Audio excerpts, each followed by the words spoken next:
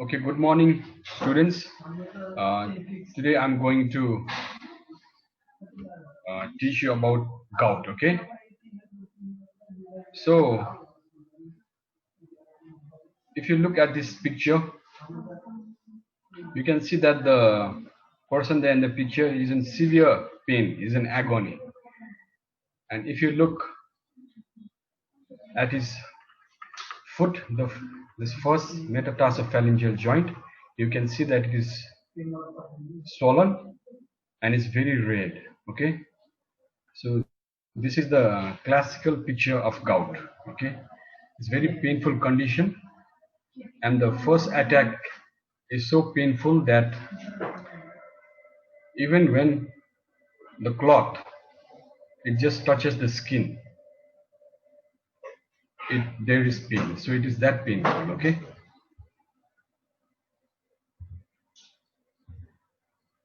so when you talk about gout, it falls under the category of crystal deposition disorders. Okay, and along with that there are other two conditions. One is the calcium pyrophosphate dihydrate deposition, also known as CPPD, and calcium hydroxyapatite deposition, HA. So three conditions, but we'll be mainly talking about gout. Okay, so what is the definition? Okay, so the definition is gout is a crystal deposition disease due to disorder of purine metabolism, which results in hyperuricemia, okay, leading to deposition of monosodium urate monohydrate crystals in the joints and periarticular tissues. Okay, and is characterized by recurrent attacks of acute synovitis. So acute synovitis also has to be there. Otherwise, if there's just hyperuricemia, that the uric acid level is high, is just known as hyperuricemia. You have to have synovitis, inflammation, pain, then it is known as gout. So the history, it comes from the Latin word gutta, which means a drop of poison in the joint. Okay, and this disease has been known from long time back, from the time of Hippocrates. Okay, and the clinical detail came only in 1683 when Thomas Sydenham, a English physician, he gave the detailed description of this disease. Okay, so Thomas Sydenham gave the detailed clinical description of gout. So epidemiology. So prevalence is 1 to 2.5% of adults in developed countries. Male to female ratio is 20:1. And in 95% of cases of gout, they have no obvious cause. Okay. And in those who have this 95 is exactly not obvious cause, most of them are undersecretors. Okay. So undersecretion of urate at the kidney. So that means the uric acid is not getting excreted from the body. Okay, and peak onset is at 5th decade, so around 50s, that's the peak age of getting this gout. And onset prior to this age, okay, there may be a possibility inherited disorder. Okay, inherit some enzyme disorder, which I'll tell you later in the class. So not all with hyperuricemia develop gout. Okay, so if you have the serum uric acid, okay, which is measured in milligram per dl in our part of the world, but in Western world is either millimole or micromole, okay, per liter.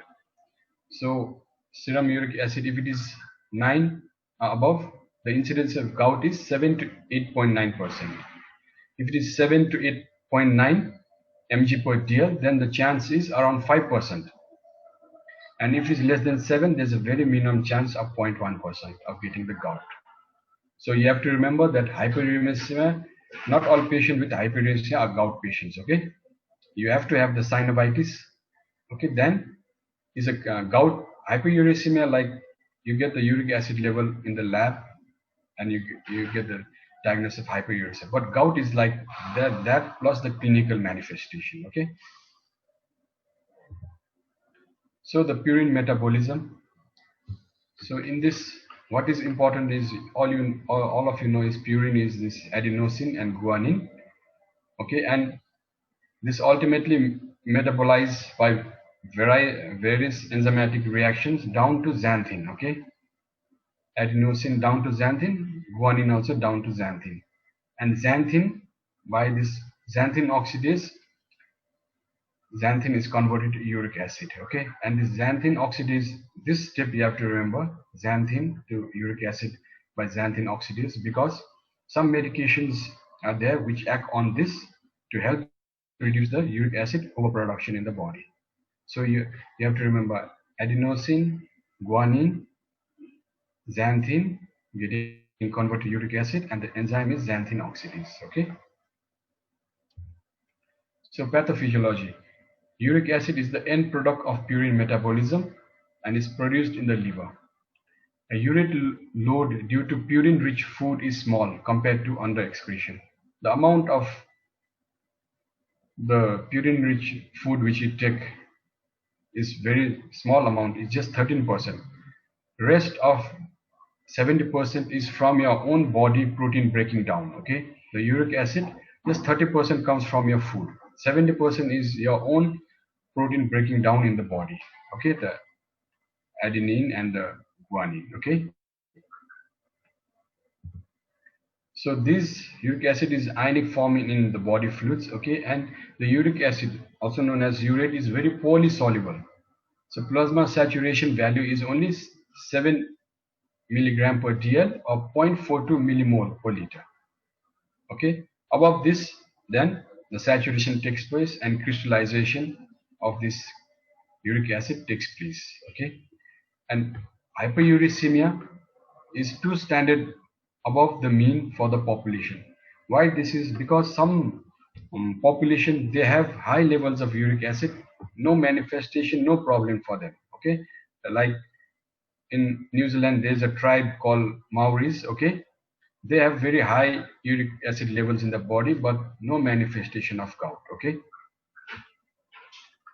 and for them also, since everybody has high uric acid level, you cannot tell hyperuricemia in this. So in their case, they have to get 2 standard deviation above the mean for the population. Okay, so hyperuricemia, and 0.42 millimole per liter, which is around 7, and 0.35 millimole per liter for women, it's around maybe 6. So this is the upper level of the uric acid. Above this, we say that the patient or the person has hyperuricemia. So pathophysiology. Sorry. Okay. So human genome shows evidence of uricase. Okay, uricase is an enzyme which is present in our body, and the uricase breaks down the uric acid to allantoin, and allantoin is soluble. But what nowadays we see that this uricase enzyme is getting mutated. Okay, and is inactivated by a series of mutation. Okay, and we all the people have high serum uric acid level. Okay, and it has an evolutionary advantage. Okay, so the uricase in our body, as generations go by, is getting less and less due to mutations. Okay, so that we have quite a high serum uric acid level. Okay, and it has an evolutionary advantage. What is that advantage? Is a natural, it acts as a natural antioxidant to combat infections, and also it has protective effect against neurodegeneration. Okay, so and uric acid is excreted by the kidneys. Okay, and 90% of the filtered urate is actively reabsorbed by the urate transporter protein URAT1 in proximal convoluted tubules, and further excretion and reabsorption occurs in the distal tubules. Okay, so if you look at this picture, So uric acid is produced in the liver, okay, purines breaking down to xanthine to urate or uric acid, and from the body it is removed by the kidneys and by the gut, okay. So in the proximal tubule there is reuptake, okay, by these urate transporters, and also there is secretion, okay, in this distal tubules, okay. And for this secretion, the transporters, there are many transporters and transporters, and namely the OAT1, 2 and 3, okay. So these are the transporters for the secretion. And also in the gut for the excretion we have this ABC G2 transporter.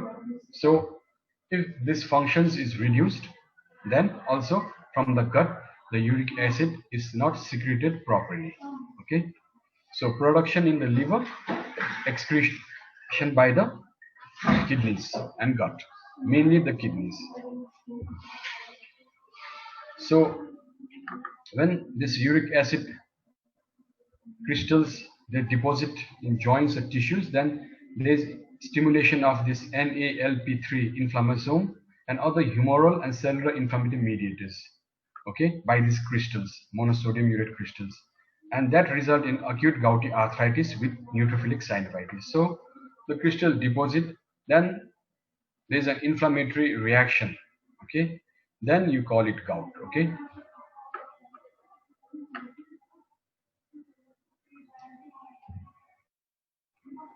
So acute attack, it is precipitated by local minor trauma, okay, stress, okay, like operation,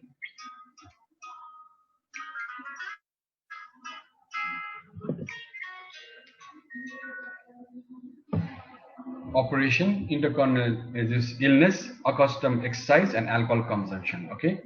There are others which will come later in the slide. So urate crystal deposited in the connective tissue and articular cartilage, okay, it results in gout, and the common sites are the metatarsophalangeal joint, the great toe, okay. If it gets there, then that is known as the podagra, okay. Achilles tendon, olecranon, in the bursa, and pinna of the ear. So these are the sites where the crystal deposit takes place, okay. Mainly the joints, periarticular tissues, okay, tendons, you have to remember, okay. So as I told you, if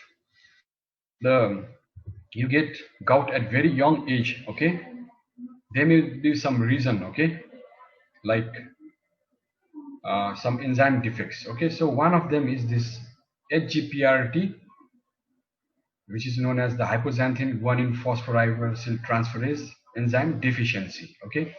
This enzyme is used for the salvage pathway of nucleic acid synthesis. So nucleic acid synthesis degrading down to adenine and guanosine, and this enzyme is used for the guanosine again, for the regeneration of the ribose phosphate or the nucleic acid. So if this there is reduced or is absent, then you have some conditions, okay, like known as the Lesch-Nyhan syndrome, okay.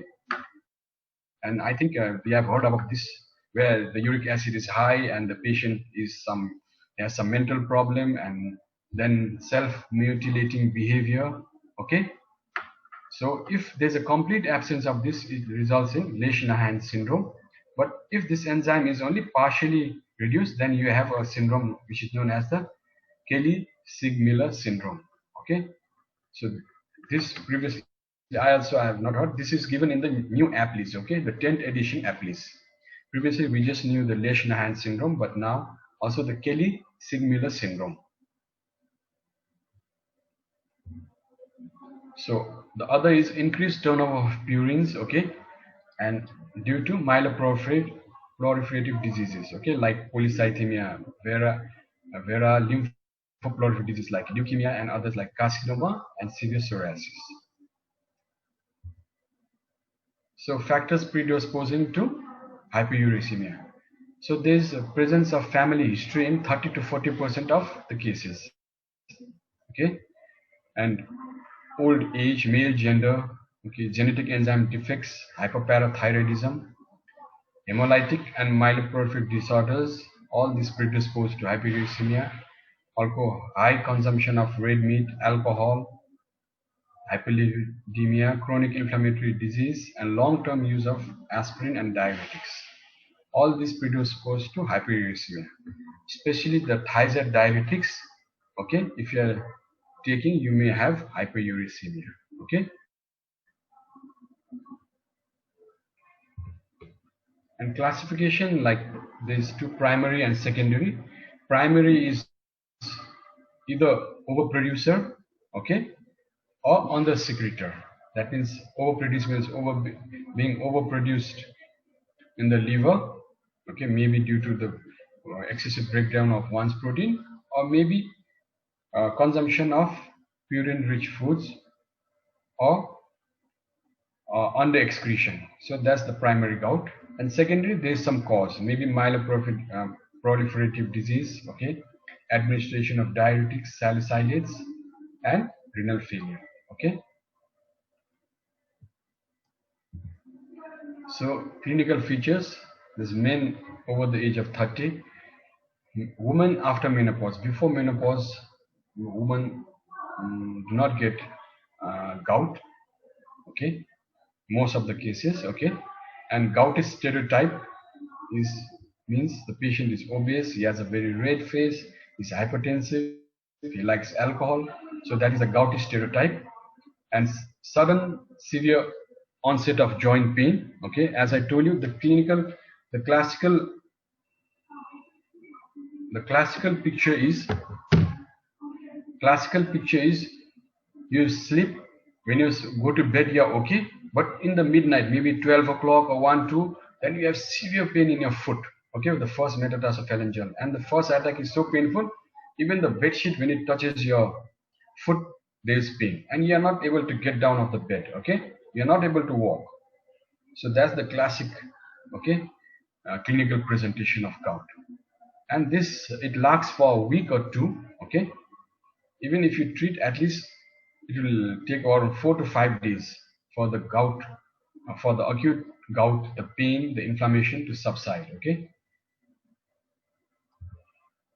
So if you look at this is a crystal deposition, uric acid crystal deposition in the olecranon, okay, or the olecranon bursa.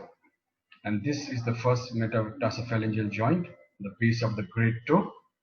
This is the podagra, is swollen, is red, okay. And one thing, when you see this, you should not get, sometimes you may be confused about the infection, okay. You have to, one thing you have to rule out is infection, okay. So the skin is red and shiny, okay. The first attack may be so red, it may be like a tomato, okay, red, okay. And you should know that hyperuricemia is not diagnostic of gout, okay.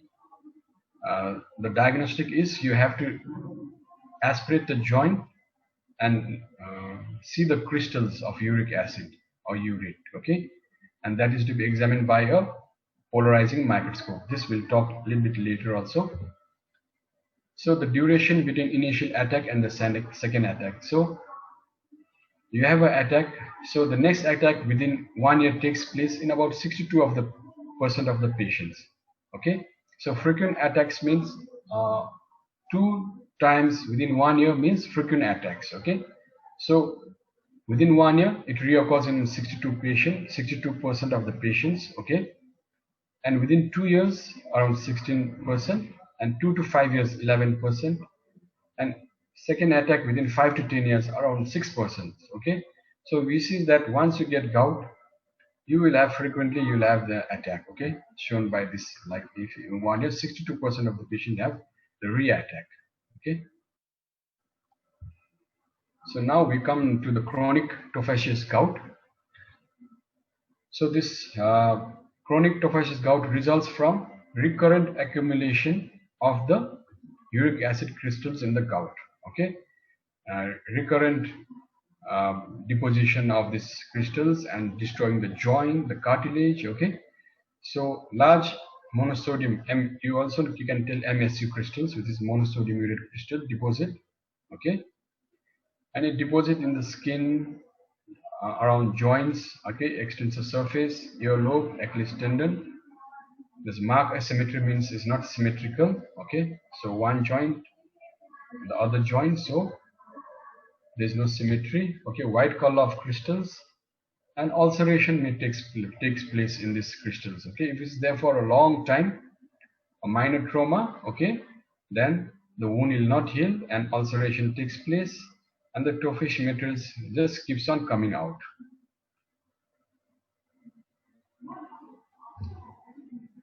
So in chronic tophaceous gout, so you may have problem in the joint get destructed, okay, or long term you will have renal stones, the renal calculi, and also the renal parenchymal disease. Okay, in kidney you can have two problems. One is the renal stone. Why does the this uric acid stone form? Because the uric acid in excess, it is getting excreted in the urine, and that forms the calculi.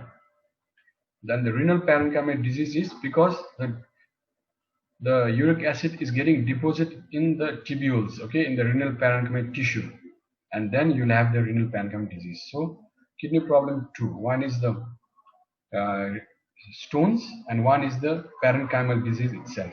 Okay. So look at this picture. So you have these crystals deposited in the earlobe and in the hands. Okay. So just look at this. These nodules. So not looking good. Okay. And this also, the uric acid crystal is getting deposited. And you should not be tempted to do an operation and remove this unless it ulcerates. Okay. If you incise this and try to remove this, the tophi just keeps on coming, and will be dressing maybe over a month. Okay, so I had an experience with one patient where he came with ulceration and he stayed for 1 month in the hospital. Okay, today we did the dressing and remove all the tophi, and next day we open the dressing again, the same amount of tophi is present. Okay, so ultimately it took maybe around 1 month for him to get better and go home. So you should not be tempted to remove this unless it ulcerates by itself. Okay. So urate nephropathy means the problem in the kidneys. I told you already. One is the renal parenchymal disease, and one is the stone. So chemolysis. Okay, patients going chemotherapy, lots of protein breaking down in the body. Okay, and this gets deposited in the interstitial renal deposition, okay, and then leading to renal parenchymal disease or the renal stone. So urate nephropathy, okay. And differential diagnosis, okay, you have to rule out infection, you have to rule out cellulitis and septic arthritis, okay, because cellulitis and septic arthritis also can present in a very similar way. Red, inflammation, swelling, okay, fever, okay. Some patients of gout can also have fever, okay. Some patients, not most of them don't have, but some can have, okay. So you have to rule out cellulitis and septic arthritis because the management is quite different. In gout, you just give anti-inflammatory drugs, okay. But if it is cellulitis and septic, then you have to give antibiotics. And if it is septic arthritis, you'll have to do an operation. You have to intervene and open the joint and thoroughly wash and debride the joint. Okay, so that the clinical judgment and the lab parameters you have to separate. Okay, whether it is gout, whether it is cellulitis. Okay, there have been instances when it was actually gout, and some people, they just thought it was a cellulitis, and sometimes cellulitis also you have to incise, and even IND has been done in gout cases. So your clinical judgment with the lab parameters, you should be very judgmental, okay, and separate whether it's gout, whether it's cellulitis, or whether it's septic. You have to separate, okay. and treat accordingly. So other diagnosis is Rhea's disease and pseudo gout, which we'll talk later, and other differential is rheumatoid arthritis. Okay, and rheumatoid arthritis and gout seldom go together. They do not coexist. Rarely, okay, they coexist. So management, as I already told you, high serum uric acid is not diagnostic of gout. Okay, is one of the most misinterpreted. Okay, you just see a high uric acid and you label as gout. No, they are labeled as hyperuricemia. Okay, high uric acid with clinical manifestations, then you label as gout.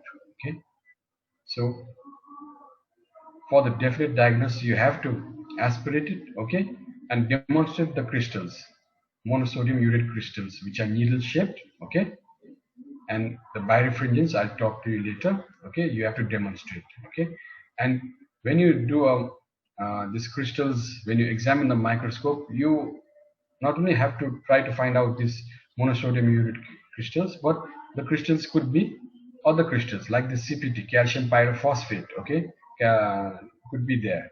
So you have to also try to differentiate the crystals if it is present, because the manifestations of everything is the same. Like there'll be swelling, pain, redness, but the diagnosis can be different. Okay, so even if you see crystals, it could be gout or it could be calcium pyrophosphate. Okay, CPPD, chondrocalcinosis. Um, so just seeing the crystals is not enough. If you see the crystals, you try to separate the crystals. Okay, this is not done in a part of the world, but this is theoretical. You have to know. Okay, so other is 24-hour urinary uric acid excretion. Okay, so overproduce have around greater than 800 milligram of uric acid in 24 hours. Okay, and the other is you have to do urea and creatinine to see any renal diseases. Okay, so you see these crystals, okay, of uric acid. It is needle shaped.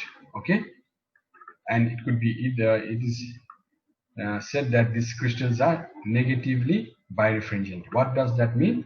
It means that these crystals are yellow. Okay, when the long axis of the crystals is parallel to the long axis of the polarizing light, then the crystals appear yellow. But if the long axis of the crystals are perpendicular to the polarizing light, then they appear as blue, and that is known as the negative birefringence. Okay, it could appear yellow or blue, but it is needle shaped. Okay, so if you look at here also, some are blue, some are yellow, so it depends on the orientation of the light and the long axis of the crystals. So some, now the x-rays, if is not that diagnostic, but when you do, you in chronic cases, you can see that there's some cystic changes. Okay, with sclerotic margin and overhanging bony edges. Okay, and also the soft tissue mass, but these are not characteristics of gout. Okay, so there has to be clinical relation and also the x-rays. Only just looking at the x-ray you cannot diagnose gout. So this is a severe form. Okay,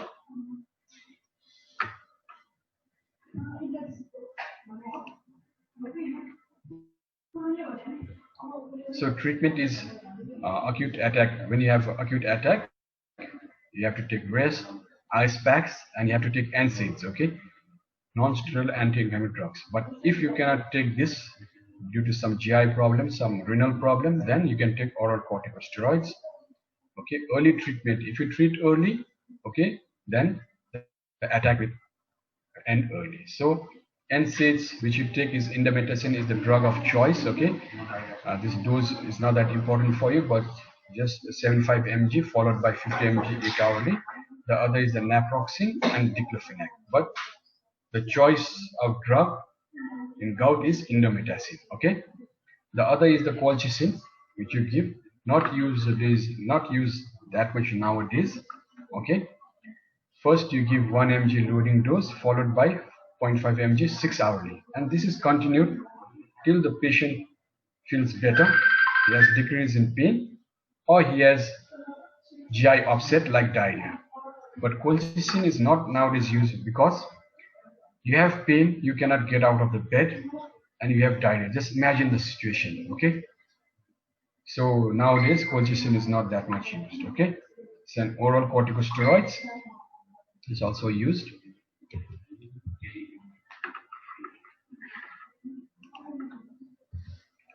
Okay, there's something known as interval therapy. Okay, interval therapy means is given in between the attacks. Okay, and it is given if the uric acid is percentile above 6 mg per dl in patients with gout. Okay, in gout, and this tophi and this renal function impairment. Okay, this is given to reduce the uric acid level. Okay, not to decrease the pain. Okay, so the medication which you use is xanthine oxidase inhibitors. Okay, allopurinol, or you can use febuxostat. Okay, allopurinol is not used in patients with renal impairment. Okay, it has side effects like skin rash and bone marrow suppression. And those with renal problem, you cannot use allopurinol. You use febuxostat. Okay. The other uricosuric agent is probenecid and sulfentrazole.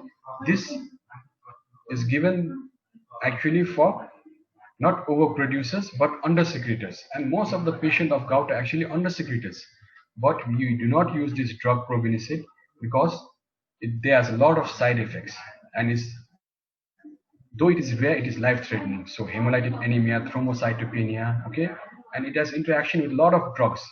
Now you use probenecid, you cannot use NSAIDs like indomethacin, naproxen. There's side effect, it interacts. So interacts means it prolongs the drug action, like indomethacin, naproxen, and antibiotics like penicillin. This probenecid, it helps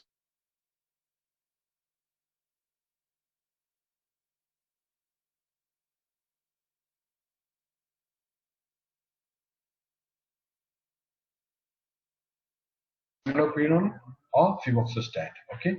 Then there's recombinant uricase known as pegloticase. It converts uric acid to soluble allantoin. Okay, and if the patient is allergic to xanthine oxidase inhibitor, then you can use this, and it is administered by intravenous administration. Okay, so this we have talked. Okay, febuxostat, it is given in patients with renal problem. If the patient has no renal problem, you can give allopurinol to lower the uric acid. Okay, so when you use this xanthine oxidase inhibitors for this interval therapy to reduce the uric acid, it should be covered by NSAID or colchicine. When you initiate, the patient may have acute gouty attack. So when you start this, you should also give NSAIDs along with it. Okay, and this drug should not be started in acute attack. If the patient has acute attack, you have to give NSAIDs, wait for 5 days to reduce the pain, to decrease the inflammation. The patient is okay, then you start this xanthine oxidase inhibitors. Okay, but if the patient is already on this xanthine oxidase inhibitors like allopurinol, febuxostat, okay, he's already taking it and he has an acute gout attack, you do not stop the drug. You continue the drug and also give NSAIDs. Okay, so you have to understand this about the interval therapy. Okay, the patient is on xanthine oxidase inhibitor, has acute attack, you continue the drug and NSAIDs. But if you are using for the first time, you have to have the acute attack to get over, then start the drug. Okay, so dietary modifications. Okay, you avoid red meat, seafood. Okay, and you can increase dietary products. Okay, you have to take a lot of fluid. Okay, this is the main important thing. The patient will ask you, what can I eat or what can I not eat, and you have to advise very well. Okay, avoid red meat, alcohol, beer. Okay, and purine rich vegetables. Okay, especially this dal.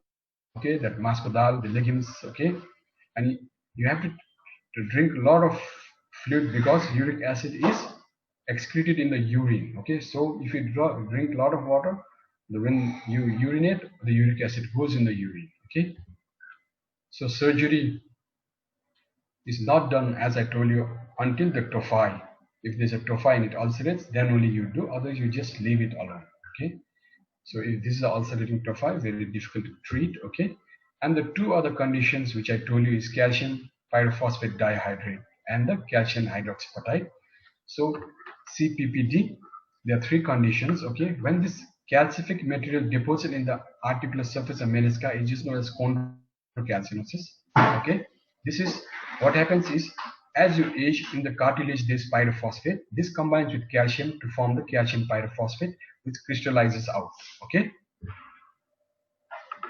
And that is chondrocalcium. But if there's a crystals of calcium pyrophosphate and it induces synovitis and you have pain, then is known as pseudo gout. Okay.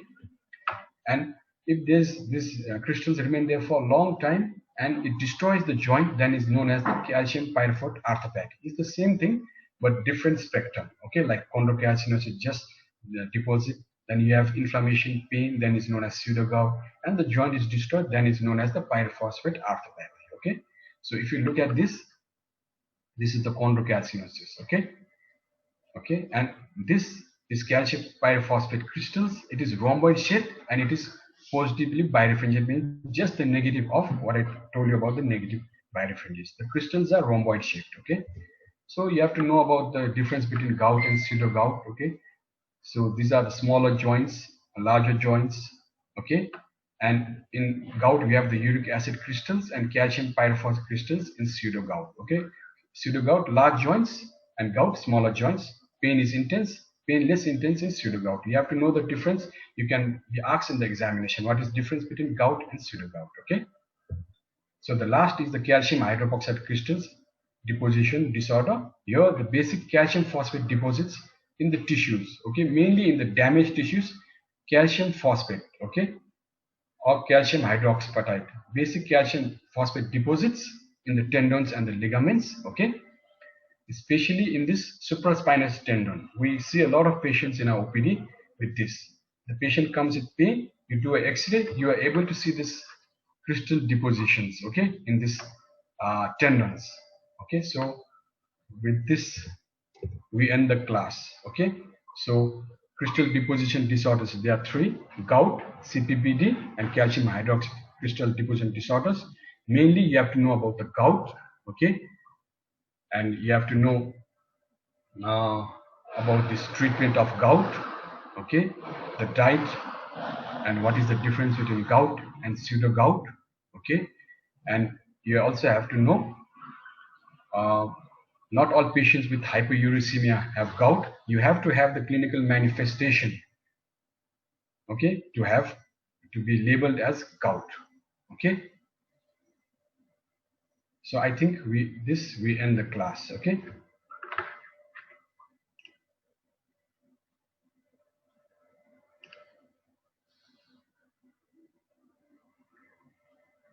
So somebody has asked about gout and osteoarthritis.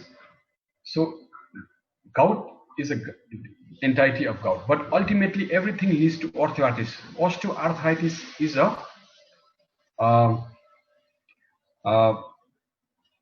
osteoarthritis is a degenerative disease. Okay, sorry, I was just talking about arthritis. Everything falls under arthritis. Okay, gout is due to crystal deposition destroying the joint.